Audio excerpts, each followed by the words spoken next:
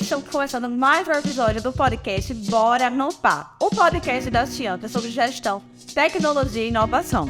Hoje estamos com uma convidada muito especial e vamos falar sobre educação financeira na vida pessoal e nos negócios. Estou aqui com duas pessoas incríveis, talentosas, e eu vou deixar elas se apresentarem, viu?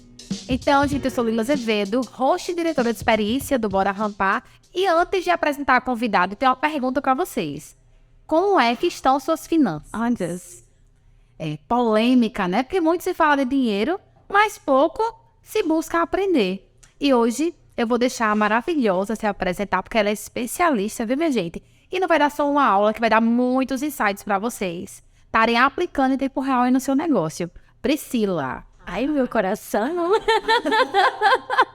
Meninas, obrigada pelo convite. Sou Priscila Mendonça, educadora financeira. Sou especialista em finanças comportamentais. Então, eu me especializei no ponto onde realmente toca o calo do ser humano, emoções. Importante. A nossa relação com o dinheiro é emocional, já começa com o primeiro vrá. E aí enfim, tenho certeza que esse papo da gente aqui vai ser muito rico. Então, estamos com a convidada de honra. Essa mulher tem um cacife alto com autoridade sobre a educação financeira. Eu não me apresentei, eu sou Daniela Chianca, sócia e diretora de operações da Chianca. E a primeira pergunta que eu vou deixar para a Priscila é: na Grécia, quando o Arquimedes, que era um matemático, descobriu a relação de volume, ele teve assim, ai meu Deus, descobri. Aí você vê, sabe aquela coisa assim, aquela ideia, meu Deus, resolvi o problema agora, a luz apareceu. E aí eu quero saber em que momento da sua vida essa luz de dizer assim, eu vou ser especialista em educação financeira, começou. Onde é que foi isso? Eu amo essa pergunta. Eu amo, porque não foi.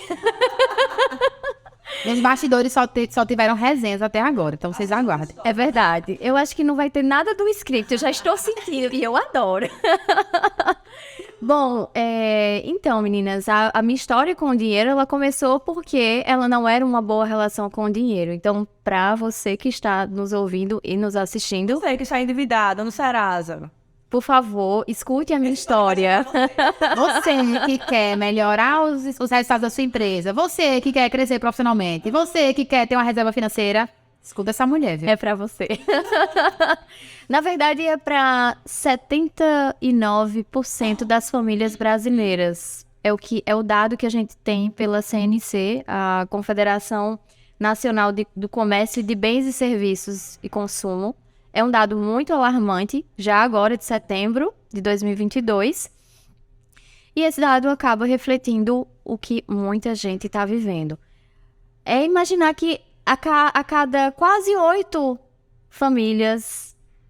em 10 famílias brasileiras estão passando por perrengues financeiros, né?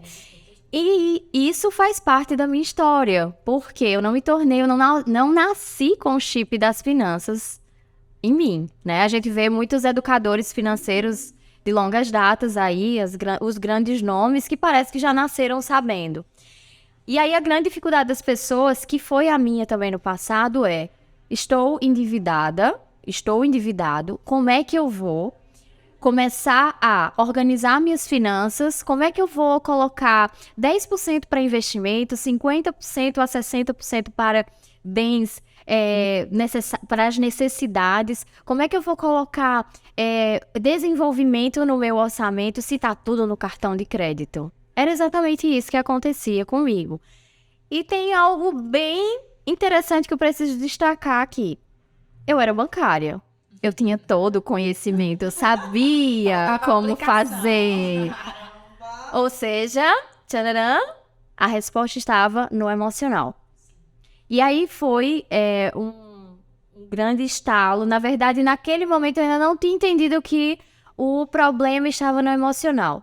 O que foi que aconteceu? Lá para 2015, para 2016, eu estava decidida a dar um grande movimento na minha carreira. Eu já era bancária ali naquele momento há mais de 8 anos, já mãe, né, do meu garotão. E mãe, carreira solo, enfim, muitas coisas. Um filho de quantos anos? 14. Ele é lindo. Lado a lado, são irmãos, minha gente. É quem diga. Está aqui nos estudos, bastidores. É mais alto que eu, tá? Também não é muito difícil. Bom, então, naquela época, eu percebi que eu não conseguiria dar nenhum passo na minha carreira, porque eu tinha quase 70 mil de parcelas a vencer. Ser bancário é muito fácil, porque a gente tem acesso muito fácil a crédito, a cartão de crédito, a linhas. Então, eu recebia de PLR participação nos lucros a cada 6 meses, em torno de 6 a 7 mil, 8 mil reais. E eu usava isso para pagar cartão de crédito. Ou seja, eu ganhava bem, mas o dinheiro voava, né? Então, quando você, de fato, vai vivendo uma vida no piloto automático, é muito fácil qualquer dinheiro ir embora. É claro que para aquela posição ali, economicamente falando, e a gente está falando aqui de classe média, que era o meu caso, tá? Quando a gente fala de distribuir o que você recebe dentro de um orçamento, é claro que para pessoas que são de baixa renda, isso é um grande desafio, porque a gente está falando de questão de sobrevivência. É um capítulo à parte, tá? Mas para o meu contexto, sim, era sobre consumo sem propósito, consumo sem consciência. Consumista mesmo, né? E a partir daquele momento eu decidi, eu bati na mesa e falei, chega. O que é que eu fiz na minha vida até agora? Eu não tinha um apartamento, o meu carro estava sendo quitado ainda. Inclusive, na época, estava um maracujá o meu carro. Meu gerente vivia mangando da minha cara. Você é uma gerente, tenha vergonha, vá trocar esse carro. Aí foi quando eu decidi, eu falei, não vou trocar não. Eu vou voltar a estudar. Foi quando eu decidi fazer o meu MBA em gestão de projetos. Descobri que minha vida era um grande projeto. Me apaixonei pela área, inclusive até cogitei trabalhar com projetos, mas quando eu concluí gerenciamento de projetos, é onde começa realmente essa minha relação agora. A facada, né? A virada de chave. Virada de chave. Daí, o que aconteceu? Eu falei, eu tinha tido uma experiência internacional quando eu trabalhei pelo Bradesco no Rio de Janeiro, nas Olimpíadas. Foi, sabe a Disney dos esportes foi a Rio 2016 pra mim. Parecia que você tava lá na terra do Harry Potter, quando você passava com os atletas assim, todos iguaizinhos assim, Grifinória, cada atleta ali de uma confederação diferente, de um país diferente. Eu falei, ai, Jesus. Então, aquilo ali foi um grande sonho. E quando eu voltei, eu falei, tá, pra João Pessoa, eu falei, tá, eu quero mais, eu quero ter uma experiência internacional. Então, eu acho que é isso que eu posso fazer com o meu dinheiro a partir de agora. Já que eu tava focando muito no ser do que no ter, já que eu estava voltando a olhar para a minha vida de uma forma muito mais protagonista, eu decidi fazer meu primeiro intercâmbio na África do Sul. E aí eu tirei as minhas férias para ser voluntária no hospital de criança e melhorar o meu inglês. Então eu estudava de manhã e à tarde era voluntária. Foram 30 dias, essa experiência é incrível. Quando eu voltei, eu queria mais. Então, isso foi em 2018, 2019 eu fui para a Inglaterra, fiquei um mês em Cambridge também para melhorar meu inglês. Então, ali começou uma história de meu dinheiro é para os meus sonhos. Você começou a enxergar o valor do dinheiro na sua vida de forma diferente. E totalmente isso. Exatamente. Não só a compulsão, não só a compra, não só ter alguma coisa, sim, ter propósito e que faça sentido. E foi aí que... Quando eu voltei da África do Sul, eu pensei, não, eu não preciso ir para fora para ser voluntária, para ajudar pessoas em um outro país. Eu posso fazer isso aqui no Brasil. Foi quando eu comecei a compartilhar conteúdo de finanças e projetos. Dinheiro para você realizar projetos pessoais. Essa foi a minha abordagem no início. E depois de 2019, eu já tinha desenvolvido o meu primeiro curso. Foi quando, no avião, deu o estalo. Eu falei, tá, agora sim eu vou colocar meu primeiro curso. Eu ainda estava no banco, na época. Isso foi 2019 para 2020. Entramos na pandemia, eu já tinha feito 2 turmas, que é o Fazendo as Pazes com o Dinheiro. Hoje ele é um curso disponível na plataforma Hotmart, mas ele começou ao vivo, né, com um grupo de pessoas trocando ideias sobre dinheiro. E dali ele, né, foi um protótipo e deu certo e hoje eu rodo ele. Bom, então, em 2020, lá em outubro, eu pedi demissão, porque, de fato, o que ali naquele momento estava dando conflito de interesse, falar de dinheiro, estar numa instituição financeira. Inclusive, eu tenho um parênteses pra falar, assim, tô respeitando todos os gerentes de banco financeiro, mas tenham cuidado quando o gerente lhe liga, ele oferece algo. Então, ele oferece, ele tem que atingir meta, então talvez não seja a solução ideal para você no momento. Então, a gente tem que ter essa atenção. Eu acho que no Brasil a gente não tem educação, a nossa educação financeira é zero. E desde muito cedo eu tive a educação financeira interna em casa, que meu pai é muito educador, ele é muito líder e ele era assim comigo e com meu irmão. Que lindo. E a nossa mesada era da seguinte forma: pega a dica pra quem tem filhos, viu? Que é excelente. Eu compartilho com as minhas amigas mães e elas amam. Pai pegou a maior fonte de luz da minha casa, da nossa casa, a maior fonte de água da nossa casa, né? O maior volume no ano. Aham. Ele pegava esse valor e somava, eu acho que era R$50. E aí eu e meu irmão, a gente teve que passar um mês economizando água e energia, porque ele não aguentava mais, a gente, sem essa responsabilidade, né, de controle, de gastos e tudo mais. Então ele dava um valor para gente pagar a conta de água e a conta de luz. Então a gente tinha que economizar. Quanto mais a gente economizasse, mais ele Maior seria a mesada, né? Mais Interessante. e além disso, a gente tinha que pagar a conta. Então, meu irmão ia na bike, na bicicleta, pra lotérica, né, e não vai pagar a conta. Aí, às vezes, chegava um determinado tempo do mês, eu dizia, Júnior, tu pagou a conta, porque se cortar, a gente. Mas ele Olha. e consciência financeira de que se eu tenho um controle, uma gestão, né, consciente e planejada, eu tenho bons resultados. Então, tinha meses que a gente arrasava na economia e conseguia, né, uma mesada maior por conta dessa economia. E criou a nossa autorresponsabilidade sobre pagar a conta, sobre Sim. esse compromisso que a gente tinha mensal. Então, assim, ele depositava dinheiro no nosso poupança, a gente resolvia a conta de água e de energia. Então, é uma super dica aí. Menina, uma salva de palmas pro pai da Dani. Muito bom. Porque, veja, tem alguns pais, inclusive quando eu iniciei, né, como educadora financeira, enfim, eu tinha todo o conhecimento já do mercado financeiro. Mas, obviamente, como você falou, não tivemos educação financeira. Então, principalmente quando a gente, né, enfim, né, eu sou mãe também, e existe também as dúvidas de como a gente fazer para colocar as crenças certas nessa relação que está sendo construída com as crianças e adolescentes, né? E tem uma coisa que até no início eu imaginava que fosse algo que era legal, mas estudando mais eu entendi, e até conversando com outros profissionais, isso foi bem no início mesmo, de que tem alguns pais que de fato querem remunerar os filhos por atividades domésticas. Por favor, não façam isso. Por quê? A atividade doméstica, aí entra o seu exemplo, que faz todo sentido. Ela não pode ser remunerada. Nós, mães, mulheres, pais, fazemos o serviço de casa e isso é algo que a gente faz sem ter sequer nenhuma remuneração. Faz parte de uma construção de colaboração para que um lar, ele prospere. Então, o filho levar o lixo, lavar um banheiro ou auxiliar em algumas atividades, aquilo ali vai fazer parte da contribuição dele para o lar onde que ele mora, com a família dele. Sim. Então, lá no início, ele imaginava que essa remuneração era algo até interessante. Pesquisando, não entendi que, de fato, por favor, não façam isso. Porque já vi outros pais conversando sobre essa abordagem, e aí, a quem eu tenho a oportunidade de deixar o recado, enfim, vale muito a pena.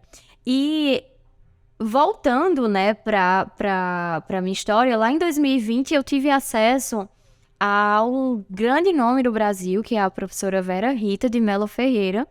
Ela é referência em psicologia econômica e desde então eu não larguei mais a professora Vera, né? Inclusive é a pessoa que eu tenho contato direto no WhatsApp, é uma pessoa que eu considero como uma mentora e uma referência, uma influência para minha carreira.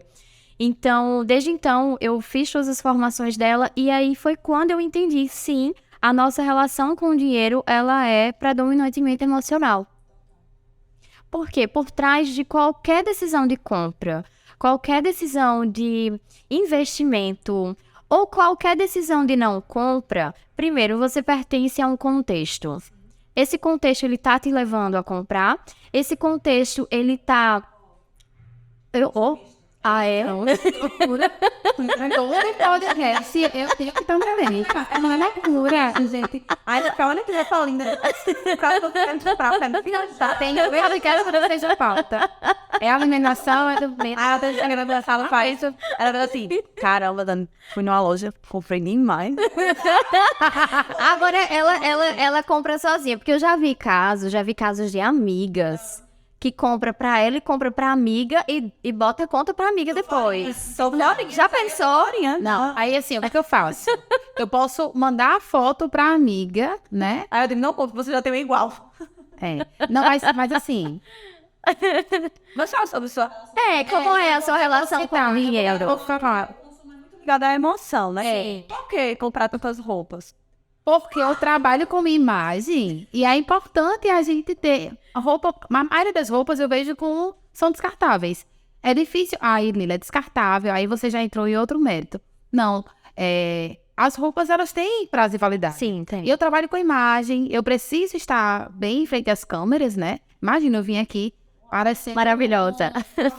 Né? Com qualquer roupa, com qualquer jeito. Não faça credibilidade. Sim. Mas estudos que comprovam. Não quer dizer que a pessoa vai torrar seu salário e acabar com seu cartão de crédito comprando roupa. Eu acho que a gente tem que entender o propósito disso. Então, não é aleatório. As compras, elas acontecem porque existe uma necessidade e no que não, se não for pontual agora, vai ser para o futuro. Tem que ter essa consciência.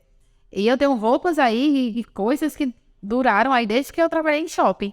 De 18 anos atrás. Eu também tenho umas peças que duram bastante e vale a pena. Sobre essa questão da emoção, tem muito a questão da emoção e da tecnologia. Hoje, a gente tem uma coisa, praticidade, né?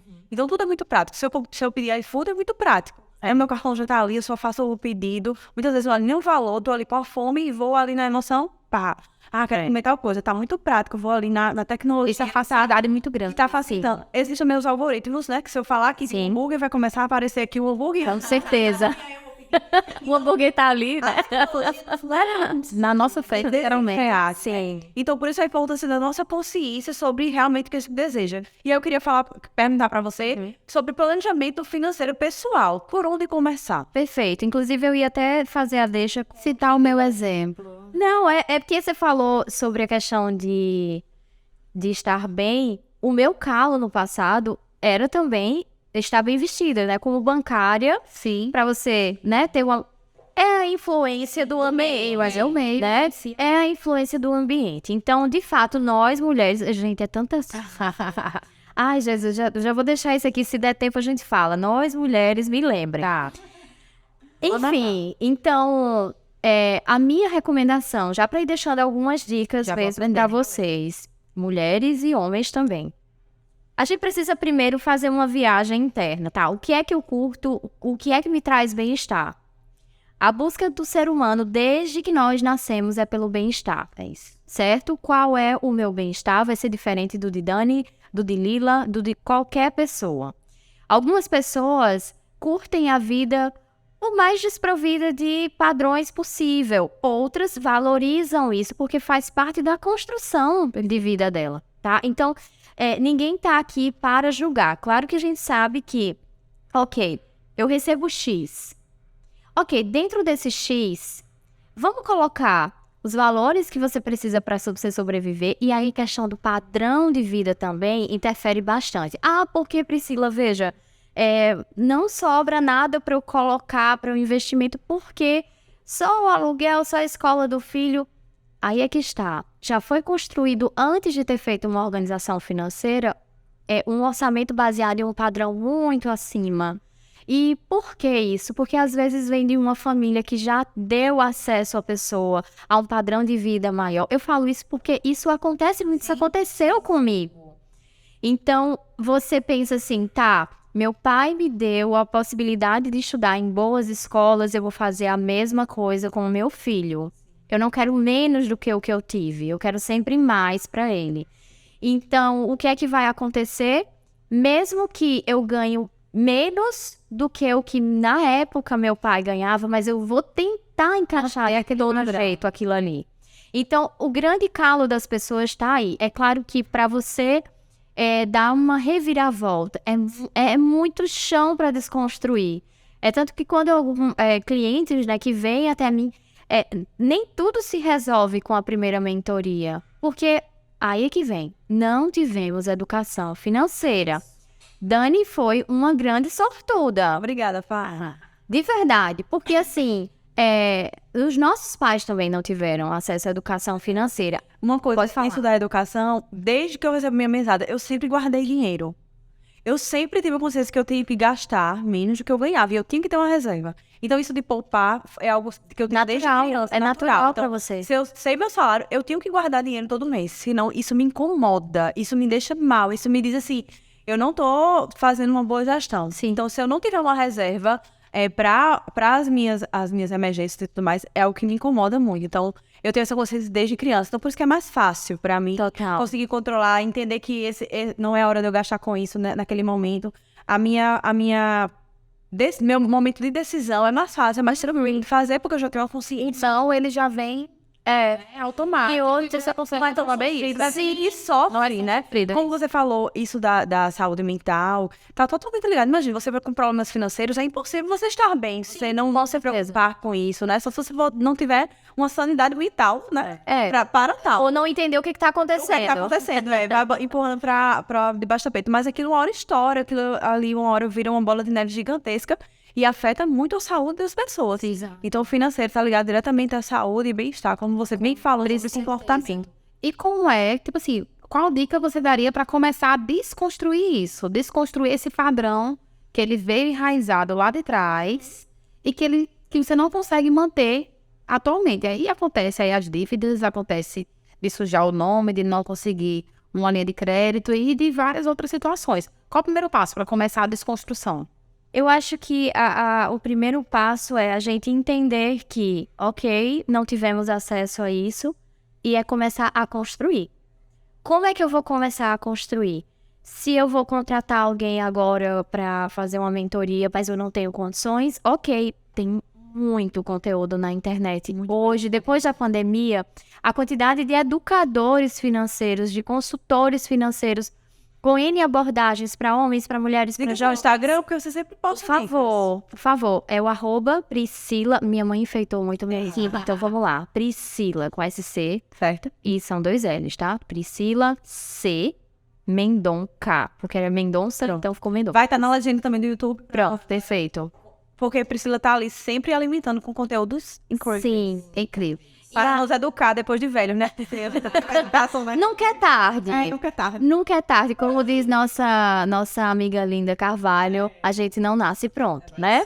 Então, vamos lá. Aí vem a questão das mulheres. Inclusive, foi até um artigo que eu escrevi recentemente para o Money Times, que é um dos maiores portais do mercado financeiro no Brasil, e eu fui pesquisar um pouco sobre a nossa relação com o dinheiro, nós como mulheres, tá? E aí isso faz parte dessa construção.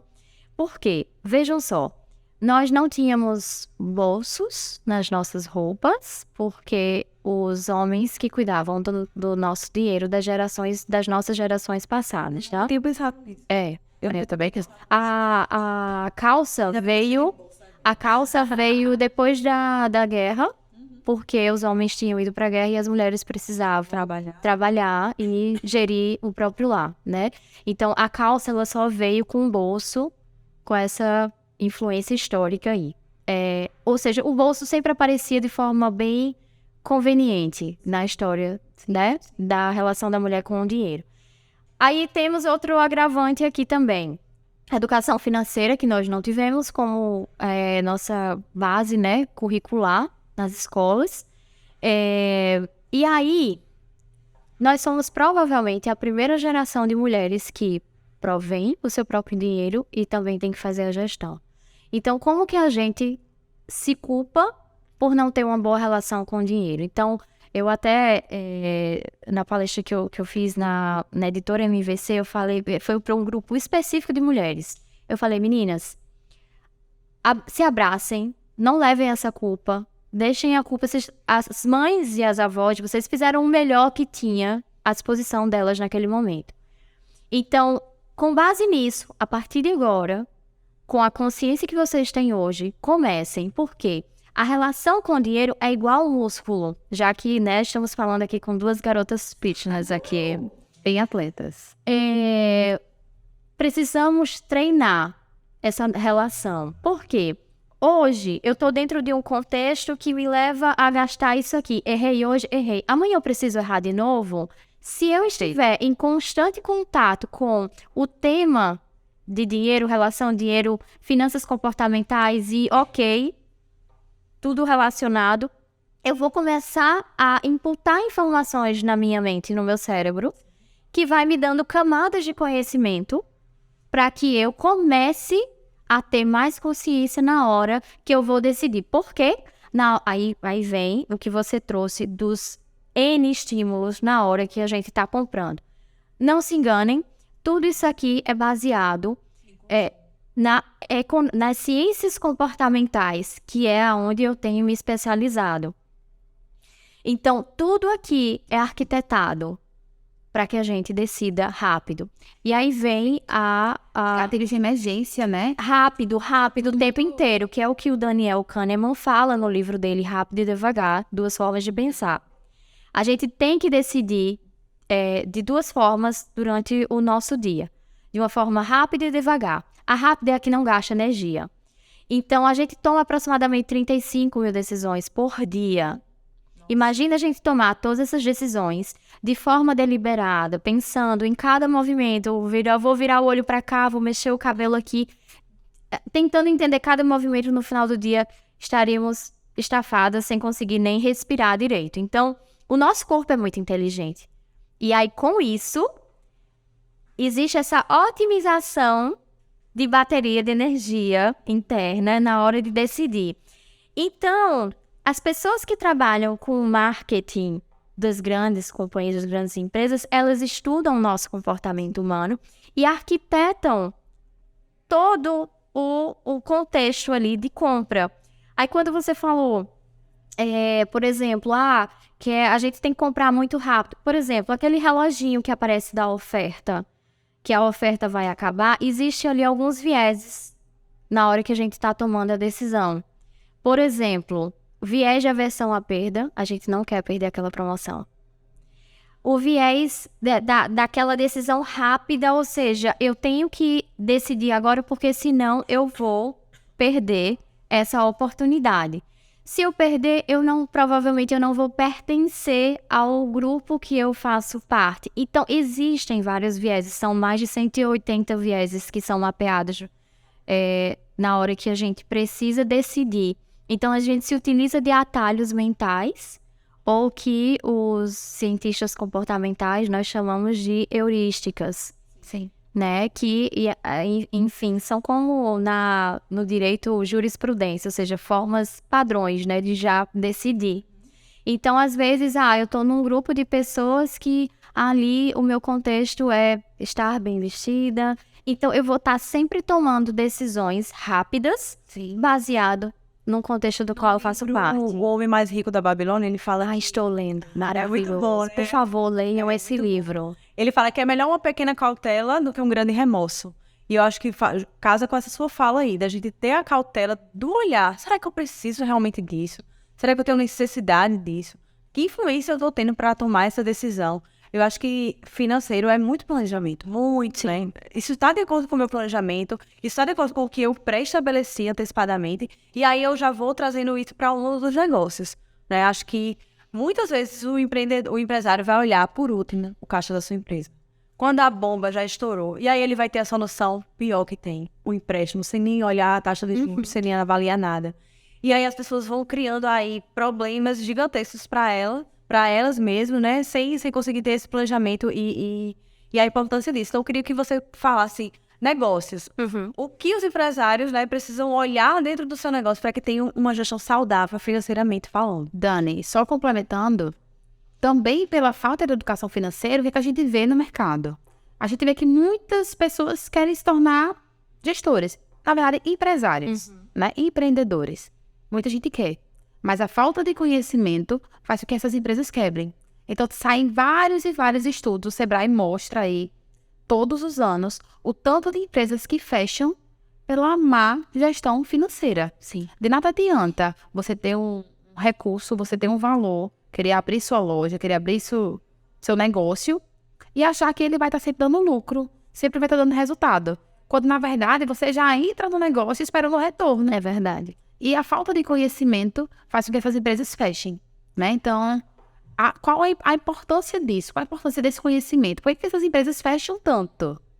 Veja, se a gente for olhar mesmo na raiz do problema, como gerente já fui no passado, né, pessoa jurídica, eu tive acesso a mais de 500 negócios aqui em João Pessoa. E revisitando os principais casos que não davam certo, quando a gente, tinha a oportunidade de sempre conversar com os empresários, né? E aí vem muito o que fazer para dar certo e a questão do conhecimento. Primeiro, o empresário ali, enfim, a pessoa, o pequeno empreendedor, quando ele vai empreender, ele realmente está pensando, né, em ter um padrão de vida melhor. E é muito interessante porque a grande maioria, me corrijam se vocês tiverem algum caso que de repente, vamos lá. Não, eu vou tirar vocês porque vocês são um excelente case de sucesso. Mas assim, a grande maioria que não dão certo, eles estão pensando mais no pessoal do que no próprio crescimento da empresa. Então, assim, eu sou empresário, tá? Mas para eu ser empresário, eu preciso primeiramente pensar na empresa, no crescimento da empresa, porque o crescimento da empresa é o que vai refletir No meu lado pessoal. no lado pessoal. E aí é que entra. Quando você vai entrar, né, nos problemas financeiros da empresa, a grande maioria está no recurso drenado para a pessoa física. Você sabe que 90% dos negócios no Brasil tem perfil familiar. Exato. Então, isso agrava muito essa gestão financeira, porque as pessoas não fazem uma separação de esse aqui é o caixa da empresa, esse aqui é a minha vida financeira pessoal, familiar. É tudo misturado. Então, a gestão de fluxo de caixa no Brasil é um caos. Porque não há distinção de despesa de empresa, despesa do negócio, despesa pessoal. Quando há registros, né? Por isso que eu falo que o meu maior concorrente é o Excel. Quando tem Excel. Quando tem. Porque as pessoas hoje não se utilizam, né, de uma gestão, de analisar, não sabem quanto gastam, não sabem quanto recebem no mês. E nem buscam. Tem medo de olhar e as necessidades.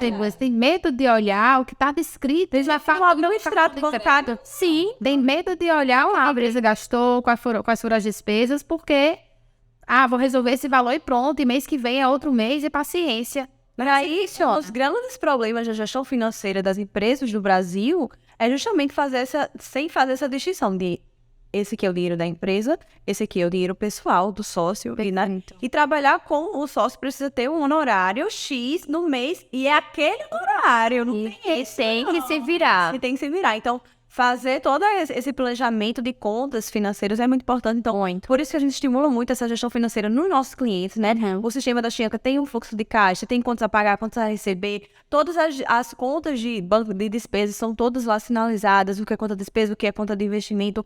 Tudo isso para que tenha realmente um fluxo contábil coerente com o negócio que mostre a verdade. E que facilite.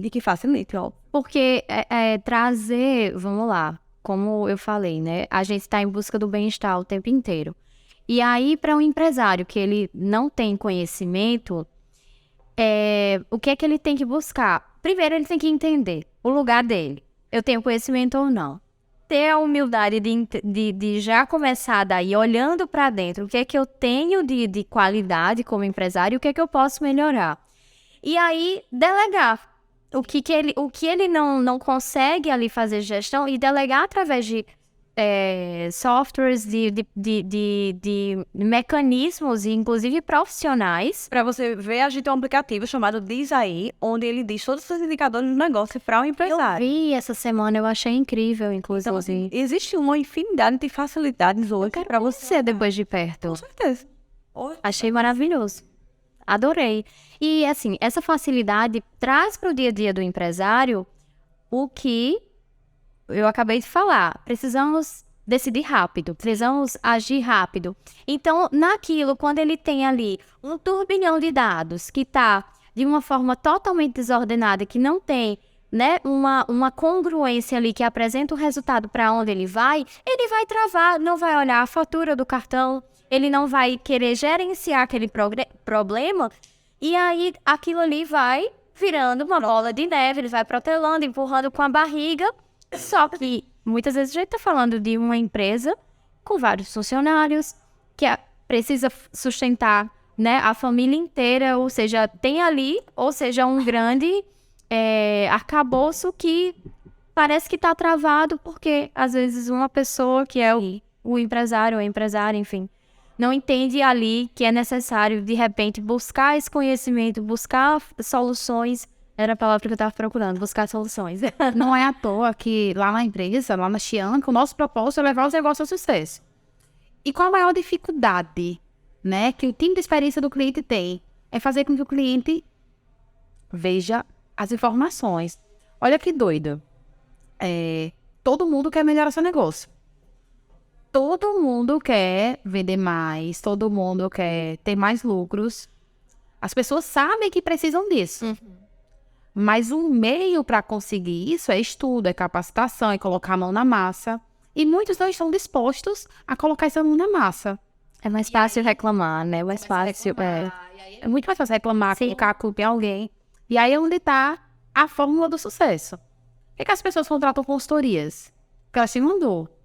Quantas consultorias na ponta, e aí consultorias mesmo, mentoria tem um acompanhamento, a consultoria também tem, mas ela é temporal. Se lá é aquele período, acabou, foi embora.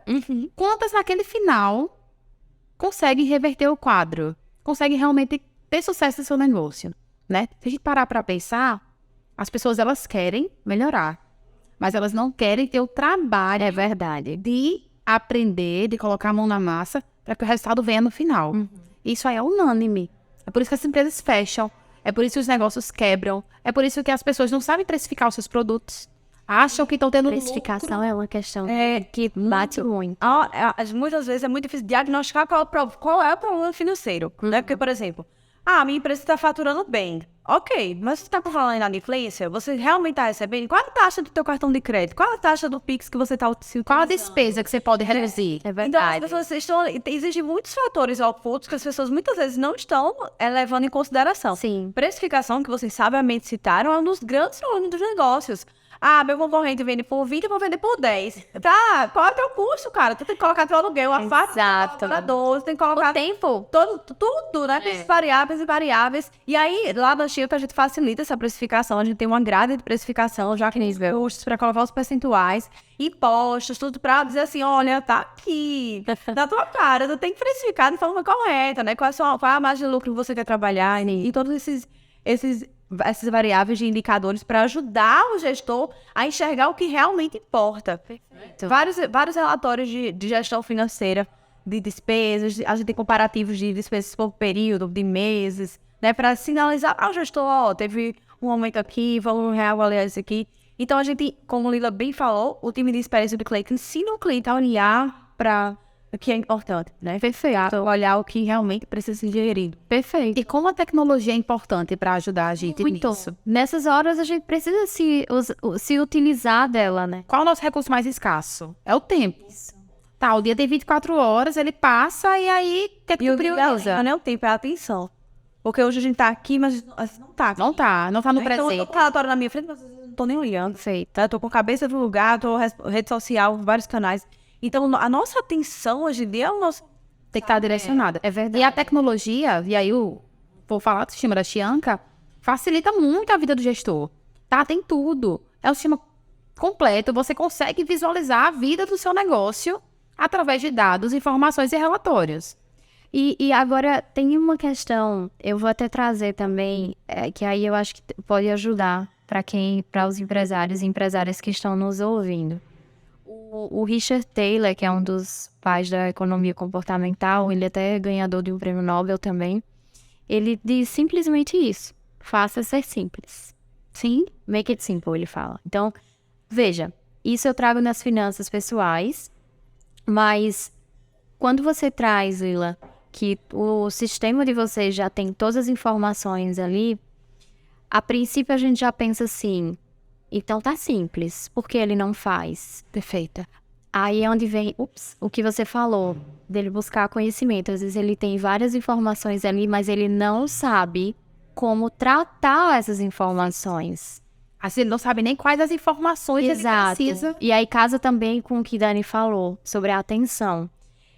Existe hoje, enfim, para os empresários talvez, acho que isso é uma questão que acompanha há anos, mas hoje é unânime, a questão da atenção. Porque existe essa sobrecarga de informações. E a sobrecarga de informações traz uma reação unânime para todos nós. Nós travamos. Isso é verdade. Por quê? É aí que chama a teoria da racionalidade limitada, que também é de outro pai da economia comportamental. A gente não consegue tomar a melhor decisão, mesmo que a gente tenha, assim, todas as informações, porque nós temos hoje todas as informações à nossa disposição, mas a gente vai otimizar aquilo ali de uma forma que é como se a gente acaba não utilizando tudo que a gente tem à nossa disposição, porque é impossível, é humanamente impossível. Então, de repente, esse empresário, ele precisa primeiramente entender quais são as dificuldades dele com essas informações. Às vezes, não tem graduação em administração. Resolver agora, quais são as minhas prioridades? Exato. Porque financeiramente existem N problemas no negócio. Claro. N problemas, né? Então, tem que ter esse olhar para priorização. Qual é o maior problema? Sim. Tem empresas que não sabem comprar, não analisam suas últimas compras, não fazem relacionamento com seus fornecedores, não sabem qual é o fornecedor que você mais compra. E tudo isso tem sistema, tem ferramenta. Já tá tudo mapeado, mas ele não sabe tomar essa decisão. Não usa os dados de para usar. Exato. Então, é uma questão. Essa sobrecarga de informações, assim, de uma forma geral, generalizada, ela realmente trava. Então, o que fazer nesse momento é realmente buscar um auxílio de uma consultoria externa, ou Sebrae, ou enfim, contratar alguém, porque para muitas pessoas, talvez trazer alguém de fora é um custo. Sim. Mas tem que ser visto como um investimento, nesse caso, né? Hoje não é o meu foco trabalhar com gestão de empresas, embora eu tenha essa experiência, mas de fato, o meu olhar hoje é mais das finanças pessoais, mas é algo que, assim, é muito comum, com toda a experiência que eu já tive com empresas. Então, eu acho que vale, sim, esse olhar interno de buscar conhecimento. Tem uma formulazinha que eu gosto de falar, Pri, que ela é o seguinte: eu acho que o primeiro passo é você ter o incômodo. Você se incomodar que algo está errado para resolver. Porque o incômodo, ele vai gerar ação. E a atuação, ela vai gerar resultado. Perfeito. Então, primeiro passo é você ter a certeza que tem algo que precisa ser melhorado e começar a ter estratégias, um plano de ação. Também não vai mudar do dia para a noite. Tem coisas que vão levar tempo, entendeu? Sim. Para que você comece a visualizar resultados. É uma escada. Eu gosto de usar essa visualização. É cada passo menos um passo, né? Ou seja, apesar de você olhar lá para o topo e ver que é algo muito distante, você dividir esse topo em vários degraus, onde cada passo é uma pequena ação que você vai tomando todo dia. Isso para a vida do empresário, da empresária, ou para a vida pessoal, para os objetivos pessoais também. Então, é muito importante a gente ter isso dentro da gente, porque talvez a grande maioria de nós esqueceu como é que se realiza as coisas no mundo, né? E tudo parte de uma construção. Não se junta 10 mil reais do dia para a noite. Perfeito. Ah, se fez. Pois é. Não, a não ser que você lance um curso, né? Enfim, alguma coisa assim. E ainda assim não vai do dia para a noite. Precisa, ainda assim. Não é para um milhão. Não, exato. Boa, perfeito. Antes disso, o que é que tem? Uma preparação, sim. Estudo. Precisa. Um plano de marketing. Enfim, toda uma estratégia. Não é do dia para si, de fato, sim, né? Então, as pessoas esqueceram. Porque disso tudo é muito imediato. Tudo ser para agora. Ser dito. Exato. E quando a gente trata aí do financeiro, a gente precisa também querer mais, né? Acho que a gente tem uma cultura de dizer, eu quero dinheiro, eu sou uma pessoa ruim, né? Quem gosta tem essa crença limitante de quem gosta de dinheiro é uma pessoa ruim. Tem pessoas que são boas, gente, né? Querer crescer, querer ser uma pessoa que prospera com o seu dinheiro, que sabe colocar seu recurso, que ajuda outras pessoas com seus recursos. Poxa, isso é incrível, né? Dinheiro proporciona muita coisa boa pra gente. Segurança, saúde pra nossa família. Isso é primordial, né? Então, a gente também quebrar um pouco eu querer ganhar dinheiro é uma coisa ruim. Pelo amor de Deus. Veja, essa é uma crença que ela tá muito enraizada na nossa cultura. E aí eu não sei como é que é isso nos outros países, enfim. Mas no Brasil isso é algo muito forte. E acredito eu ainda preciso pesquisar mais sobre isso, mas eu acredito que sim, tem uma razão histórica.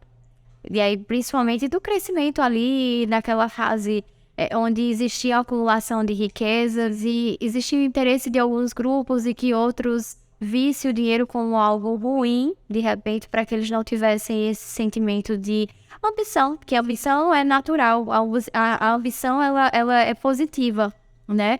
O que não é certo é você subjugar outras pessoas E perder valores, né? isso, por conta do dinheiro. Que aí é o que a grande maioria associa. Não tem a ego, né? Mas tem ambição. É a ambição e assim, levar isso de uma forma positiva. Sim. Porque muita gente enxerga empresários que estão construindo ali, que assim, a gente parece que esquece que o empresário ele tá ali, mas ele trabalha tanto quanto todo mundo, a verdade é essa, e paga impostos e sustenta várias famílias e parece que ele é visto, né, como ali um grande burguês e vilão. Sim, um vilão. Obviamente que existem empresários e empresários, Sem valores. né? Mas é preciso haver essa desconstrução também. E aí, com essa desconstrução, e as pessoas começam a pensar, tá, se fosse eu o dono do negócio, como é que eu faria isso? As pessoas não têm muito essa visão de ser dono de algo que está se instruindo. E é engraçado que, por exemplo, eu passei a ter essa visão quando eu comecei a empreender. Por quê? A gente começa a entender, poxa, tudo que eu estou fazendo aqui é baseado em uma ação que eu tomei. E a grande maioria das pessoas não tem essa dimensão. Tem essa noção tem a noção de que, eu estou esperando aqui uma ordem chegar para mim, enfim. E não entendem que tudo faz parte de um coletivo que está sendo construído. Aí, voltando para a questão das crenças, de fato, eu acho que é algo que precisa ser desassociado do lado negativo. Claro, existe sim ainda muita gente que é subjugada por conta de questões de monopólio de riqueza. Existe. Isso é uma questão estrutural. Porém, é importante a gente entender que se a gente começa a associar o dinheiro com coisa ruim, a gente vai gastar esse dinheiro, a gente vai comprar coisas que já... sabe um processo de lavagem de dinheiro que a gente vai desassociando ali a origem dele e vai limpando, e a gente vai limpando, comprando outras coisas? É quase isso. Ou é bem parecido. Por quê? Porque, logo, se eu não gosto de dinheiro, eu vou comprar, porque eu não quero dinheiro. E foi exatamente isso que... Eu tô falando isso porque foi exatamente o que aconteceu comigo.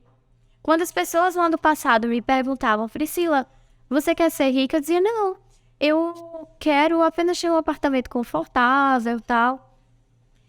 E aí, era muito interessante, porque eu sabia que precisava juntar dinheiro. Na época, se falava muito em poupança, né? E aí, eu colocava um dinheiro lá na poupança, na época que eu era bancária, mas logo com um mês aparecia alguma necessidade, que era comprar alguma coisa. Um sapato.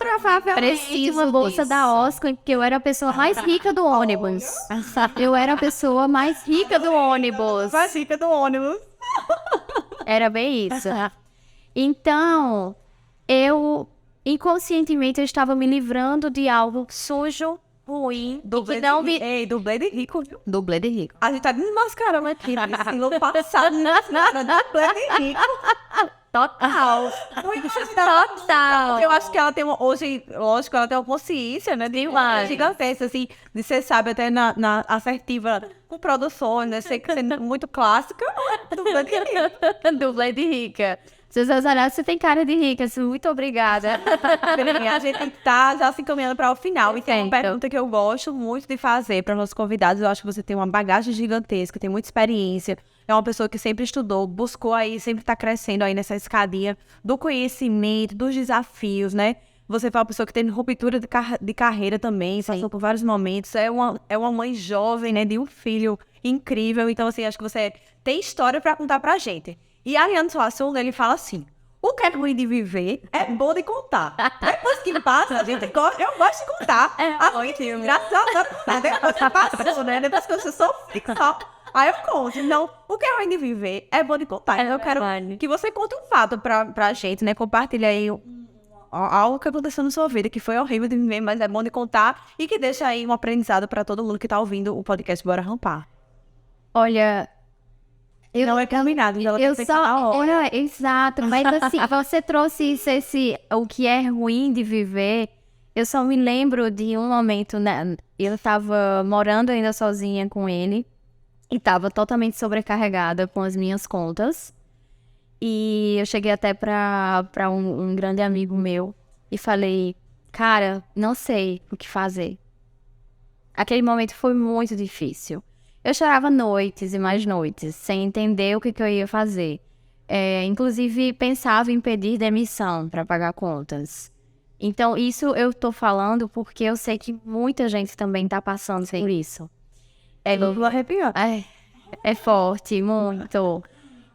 E naquele momento eu tive que voltar a morar com a minha mãe. Eu dividi o quarto com meu filho durante anos. E eu realizei grandes sonhos enquanto eu estava naquele quarto com ele.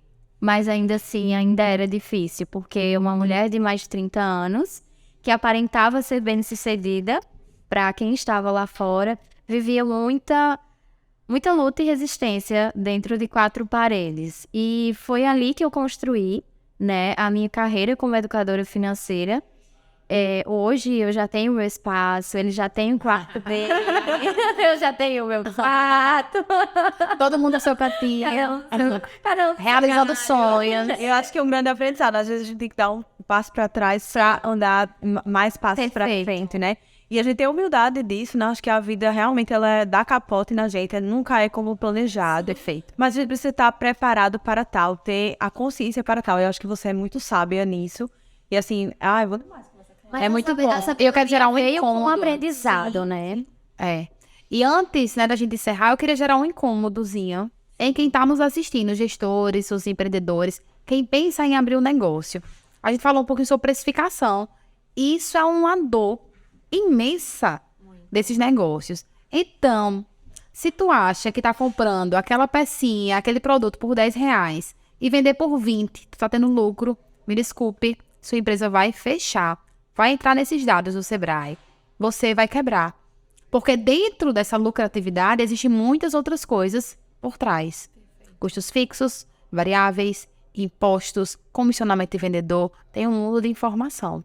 E aí eu vou deixar não foi combinado, mas eu vou deixar um negocinho aberto, né? Todo mundo já sabe que a Chianca tem solução para isso e a precificação é de forma bem automática.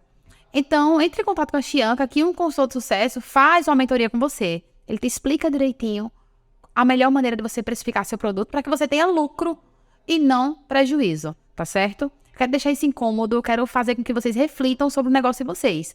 Será que realmente aquele valor que está entrando todos os meses é lucro ou você está maquiando seus resultados? Então, comece a repensar para que sua empresa cresça e se desenvolva, porque esse é o objetivo do negócio. Claro. CNPJ foi feito para crescer. O trabalho, ele precisa vir a remuneração, né? E hoje em dia a gente vê cada vez mais as pessoas trabalhando. E cadê o resultado? Cadê a qualidade de vida, que é o que a gente tá buscando? Pois é, perfeito. Pri, a gente tá se caminhando para o final. Quero que você deixe aí uma grande dica, né, de educação financeira. Você pode trazer tanto para o lado pessoal como para os negócios. O que as pessoas podem fazer para terem uma tranquilidade, terem uma consciência financeira e terem melhores resultados dessa área? Perfeito. Eu acho que o grande começo não tem a ver com planilha, com você pegar a sua receita, despesa, tem a ver com você fazer uma viagem interna. Revisitar todos os seus valores, o que de fato é importante para você, para que a relação com o dinheiro, ela venha a ser uma relação com propósito. Eu só tenho uma vida, e essa vida não é para pagar só boletos. Perfeito. Essa vida precisa realizar projetos pessoais, essa vida precisa ser protagonista.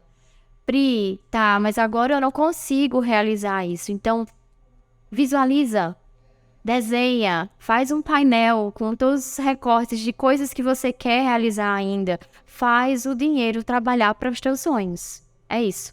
Essa é a mensagem que eu quero deixar. Perfeito. Não esqueça essa mulher perfeita. Gente, estamos chegando ao fim, né, de mais um episódio do Bora Rampar. Você aí que tem pessoas que estão passando por problemas financeiros, pessoas que querem melhorar nessa área, a gente tem muita coisa a fazer. Compartilha, curte aí e faz com que esse conteúdo chegue a mais pessoas e mais negócios. Pois é, sigam Priscila, que ela é maravilhosa, dá várias dicas. Sigam a Chianca Softwares e o Bora Rampar. E o melhor de tudo, envie para quem tá precisando. Absorva esse conteúdo e pegue os insights para aplicar em tempo real. Faça a diferença, minha gente. Não é ter esses dados horríveis, não. Vocês têm total conhecimento agora e capacidade de transformar a educação financeira em uma cultura para o teu negócio. Obrigada, gente, por terem ficado até o final. Compartilhem e... Bora, vamos para...